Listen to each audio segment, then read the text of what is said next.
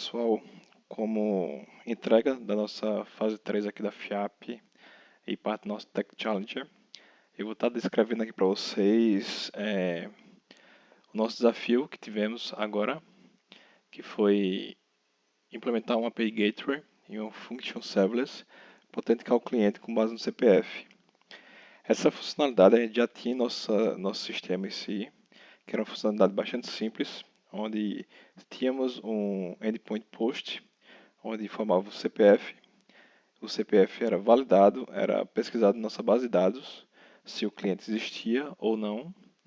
Caso o cliente existisse, a gente devolvia um status OK, 200, e caso o cliente não existisse na base de dados, a gente retornava um 401. E como nosso desafio agora é praticar isso na cloud, vamos implementar aqui um Function Serverless. Primeiramente, eu vou explicar aqui para vocês a estrutura, como a gente pensou nesse desenvolvimento em si. Nossa aplicação e nossa base de dados, nós estamos desenvolvendo em Java. Nossa aplicação era toda feita em Spring Boot, a gente conecta com base de dados relacional, em si o MySQL, e a gente migrou essa aplicação para a cloud em si. Então, hoje em dia nós temos aqui na Amazon, nós temos nossa aplicação e temos nossa base de dados MySQL conectada via RDS na Amazon. Então a gente já tem essa estrutura aqui na cloud, que a gente migrou. E vou explicar um pouco do funcionamento aqui da Lambda. O cliente, quando fizer uma requisição, a gente não vai ter mais esse endpoint aqui na nossa aplicação em si. A gente migrou ele para o serverless em si. Então a gente criou uma API, uma Lambda, onde toda essa regra de conectar a base de dados, ver se o cliente existe ou não, e a gente incrementou um pouco com a geração de token. Porque nossa aplicação a gente não fazia parte de geração de token e não fazia parte de autorização. A gente só fazia parte de autenticação, que era ver se o cliente existia ou não. E a gente plugou esse lambda aqui, que é praticamente fazer o quê? Vamos ter o mesmo comportamento que a gente tinha na nossa aplicação, de ver se o cliente existe na base de dados com base no CPF. E se ele existir, a gente vai dar um OK, HTTP status OK, mas com um diferencial, que a gente vai gerar um token JWT, que vamos devolver para o cliente, e futuramente esse token vai ser utilizado no nosso fluxo, conexão com as nossas API, para fazer a parte de autorização. Por enquanto, a gente não vai fazer, que não é o foco agora desse Tech Challenger. Esse Tech Challenger aqui só trata a parte de autenticação em si. Aí eu vou explicar um pouco aqui. O cliente vai fazer uma requisição. Com isso, o cliente não pode fazer uma requisição direto para o Lambda em si. A gente vai ter um API Gateway aqui, que vai ser o intermediário em si, para chamar a Function Lambda.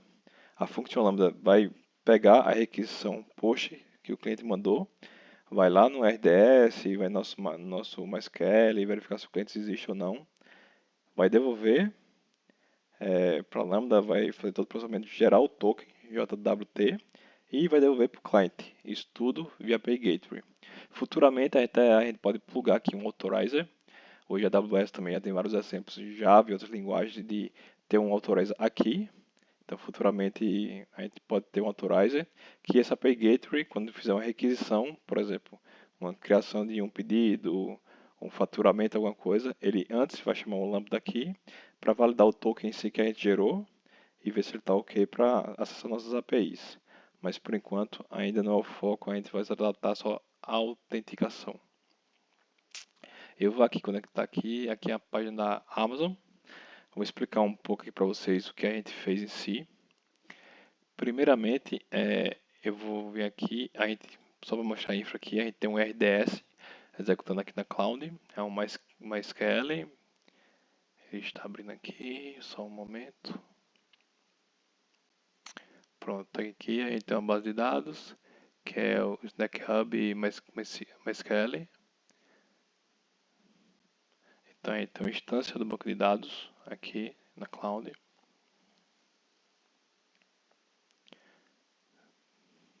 Ele está aqui executando a porta 3306, default MySQL. Voltando aqui para os serviços. Aqui, a função lambda, que a gente implementou. Qual a característica dessa função lambda? Se a gente abrir aqui, ela vai até mostrar até um gráficozinho aqui, que como é que ela tem. ela tem o API Gateway, que vai ser o gatilho, a porta de entrada para essa lambda em si, que o API Gateway vai ter a conexão com a lambda. Então, aqui está toda a descrição da nossa lambda em si que a gente implementou. Aqui a gente tem o tamanho do projeto em si. É um projeto Java, acho que por isso o tamanho em si, porque ainda adotou boas práticas na implementação, geração do JAR, tudo, por isso que ele ficou um pouco maior aqui. Ele é Java 17 já. Aqui eu vou explicar mais no front quando a gente for, mas aqui é a classe do handler, porque quando você implementa uma função lambda, ele vai ter tipo uma porta de entrada, que vai ser uma classe principal, onde vai receber a requisição, tratar e vai ter devolutiva. Então tudo vai ficar centralizado em uma classe, que é um handler request, que é um método que ele passa. Aqui nosso lambda está na arquitetura x86-64 e vou explicar um pouco aqui como que tem esse lambda em si.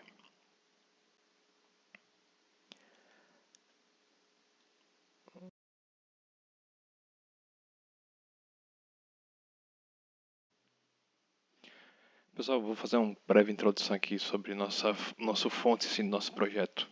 Então, para a gente criar nossa lambda, a gente criou aqui em Java 17. Esse YAML aqui, ele mostra um pouco em si da configuração da nossa lambda em si. O template, a descrição dela, o timeout, questão de memória que a gente precisa para a lambda em si, isso é tudo configurável. Quanto mais você configurar, o ideal que uma função server lambda é que ela não tenha muito processamento em si, porque é algo caro em si para ela fazer muito request, muito processamento. Então aqui no nosso caso, como é algo simples, só foi feito em 512, aqui a gente define o tipo, então a gente define aqui que é um serverless function, a gente define onde ele vai buscar, é o zip dele, então a gente tem um zip que a gente sempre gera aqui nessa parte de distribution, então a gente está pegando esse zip. Como eu falei, o Lambda tem um ponto único de entrada, então a gente define aqui a classe e o método handle request para chegar as requisições e sair. Define a arquitetura, que é Java 17. Lambda tem várias tecnologias, várias linguagens de programação que podem ser implementadas, como JavaScript, Node, Go. Então a gente optou por Java, por ter a expertise. A arquitetura aqui foi um x86, memória 512, como falei, e algumas policies em si. Como é que a gente dividiu aqui? Aqui o Gradle, ele sempre vai gerar nessa parte de distribution. Então, para facilitar um pouco a vida aqui, como o Gradle aqui é uma parte de controle de dependência, então deixei tudo configurável aqui. Então, todas as independências que a gente precisou também para usar as funções da AWS, da Lambda, IC, gerar os tokens JWT, então tá todas as dependências aqui. E aqui a gente criou uma fusãozinha para quando ele for buildar, é uma dependência em si. Então quando ele chamar a step de build, ele vai aqui e vai compilar tudo e pegar e gerar um zip em si. Esse zip é o que vai ser importado lá. Ou para ele ter ficado com um pouco maior de tamanho, o que a Amazon recomenda. Você faça o piloto para o S3 e do S3 você faz a implantação para a sua Lambda. Se fosse um pouco menor, até 10 megas, era o ideal você fazer pelo CLI ou até mesmo importando via interface gráfica. Como está aqui na nossa distribuição, aqui no nosso fonte. Aqui o out lambda, como eu falei, é a nossa classe que aí define que a lambda vai chamar ela. Então, tem várias formas de implementação dessa parte desse request handler aqui.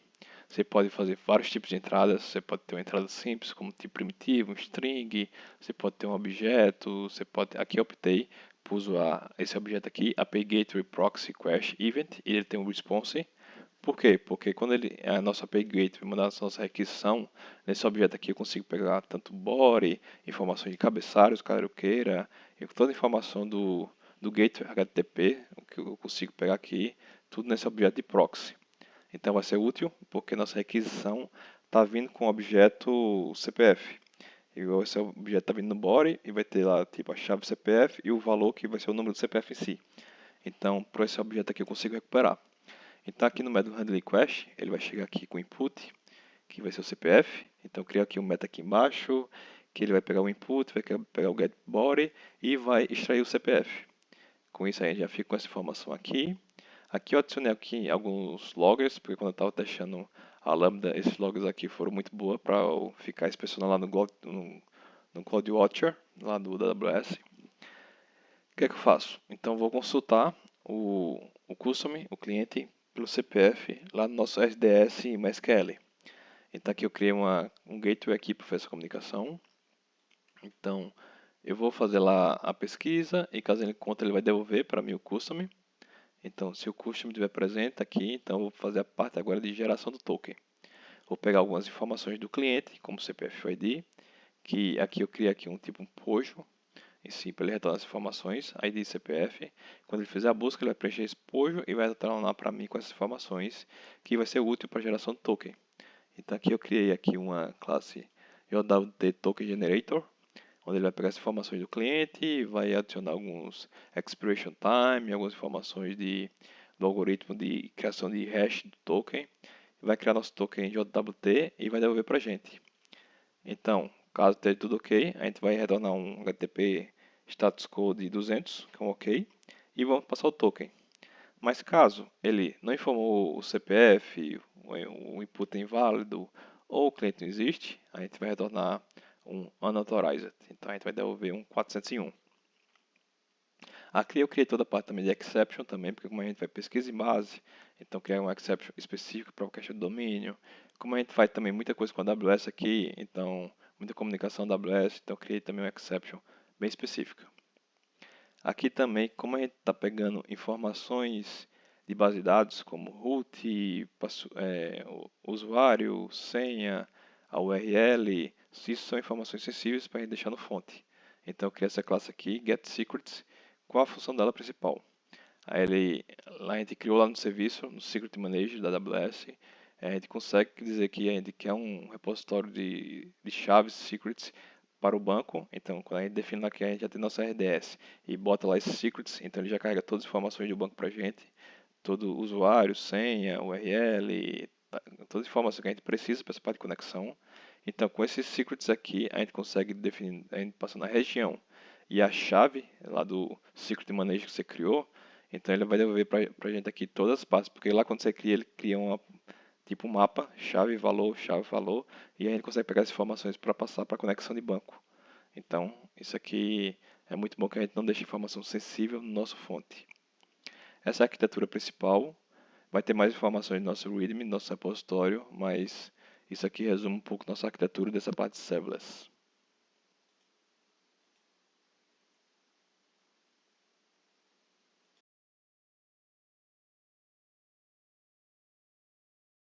É um serviço bastante interessante que ele trata de Secret Manager. O que é que ele faz?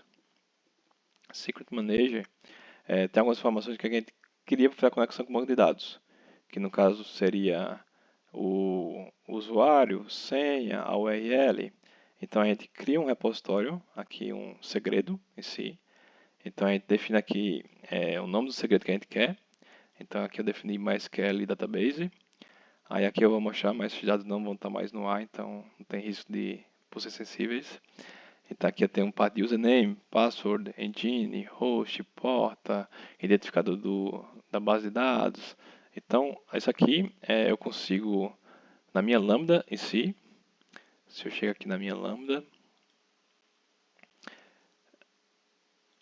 E muito importante também, quando a gente chegar aqui na Lambda, a gente tem que dar permissão para a gente ver em si,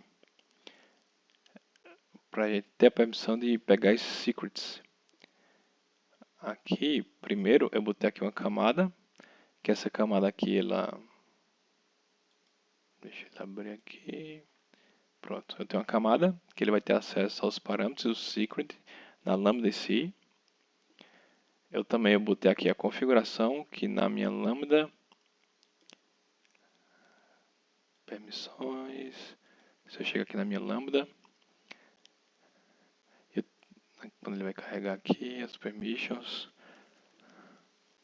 eu tenho que falar para a minha Lambda que ela vai ter acesso para ler, no caso aqui é leitura escrita, mas só preciso de leitura, que é o Secret Manager. Se eu não tiver essa permissão aqui, essa policy em si, ele não vai conseguir e vai estourar o tempo da Lambda e o timeout, e não vai conseguir retornar para a gente. Então essa policy aqui tem que estar configurada para ele conseguir acessar essa parte do secrets.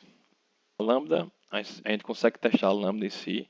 Aqui tem a parte de testar, onde você consegue fazer seus cenários de teste e testar seu Lambda aqui quando você está desenvolvendo, e até o IntelliJ, pelo plugin da AWS, que a gente tem aqui, a AWS Tool, a gente consegue testar facilmente a Lambda, mas o interessante também, porque para a gente executar no fluxo real, a gente tem que ter o API Gateway. Esse API Gateway, acho que ele não vai entrar, deixa eu entrar aqui pela parte de API Gateway.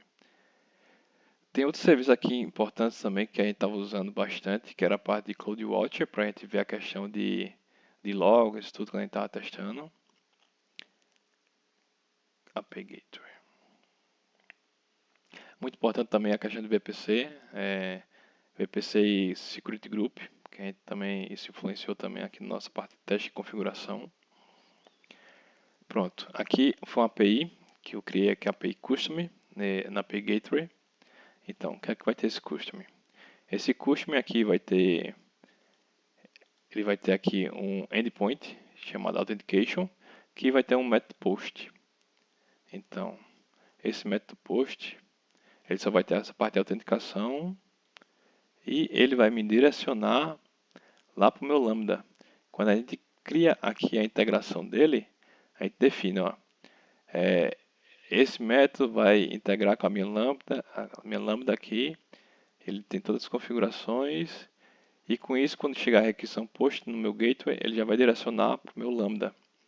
Então não é tanto que se a gente chegar aqui no Postman, e também aqui ele mostra tanto a URL também, que a gente vai ser usado. Deixa eu clicar aqui em configurar.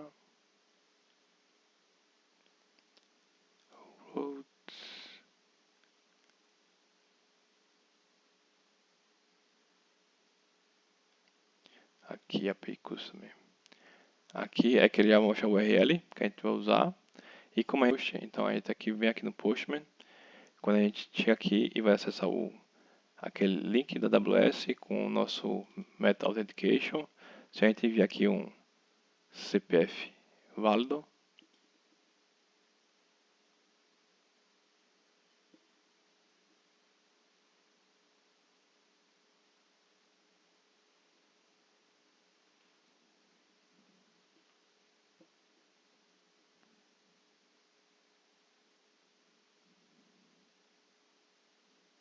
ele vai aqui me retornar aqui o token que ele gerou e vai retornar aqui um HTTP status OK 200. E se por acaso eu passar um CPF que não existe, o inválido, ele vai retornar para mim um non-authorized 401. Então essa aqui é a nossa função Lambda em si. Eu vou descrever mais algumas coisas no README desse projeto aqui, uma explicação mais concisa, mas nossa arquitetura, pensando nessa parte de serverless, seria mais essa integração mesmo de autenticação do cliente.